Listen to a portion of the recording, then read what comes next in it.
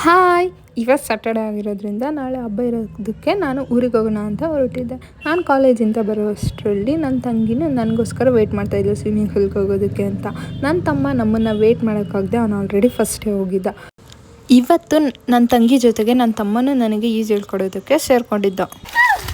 ಇವತ್ತು ಕಿವಿಗೊಳಿತು, ಅವತ್ತು ನೋಡಿದ್ರೆ ಮೂಗೊಳಿತು, ಇವಾಗ ಕಳ್ಸೋಷ್ಟೊತ್ತಿಗೆ ಎಲ್ಲೆಲ್ಲಿ ಓಡಿಸ್ಕೋಬೇಕಪ್ಪ.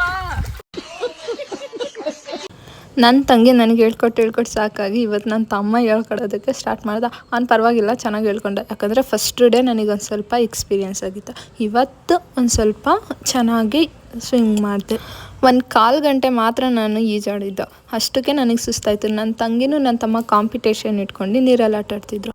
ನಾನು ಮಾತ್ರ ಅವ್ರು ಈಜಾಡೋದು ನೋಡಿ ಖುಷಿ ಪಡ್ತಿದ್ದೆ. ಬಿಸಿಲು ಕಮ್ಮಿ ಇರೋದಕ್ಕೆ ಇವತ್ತೊಂದು ಸ್ವಲ್ಪ ಚಳಿ ಜಾಸ್ತಿ. ಚಳಿಲಿ ನಡ್ಕೊಂಡು ನಾವು ಮನೆಗೆ ಹೊರಟ್ವಿ. ಇದಿಷ್ಟು ಇವತ್ತಿನ ವ್ಲಾಗ್ ಆಗಿತ್ತು. ಈ ವಿಡಿಯೋ ಇಷ್ಟ ಆದರೆ ಲೈಕ್ ಮಾಡಿ, ಶೇರ್ ಮಾಡಿ.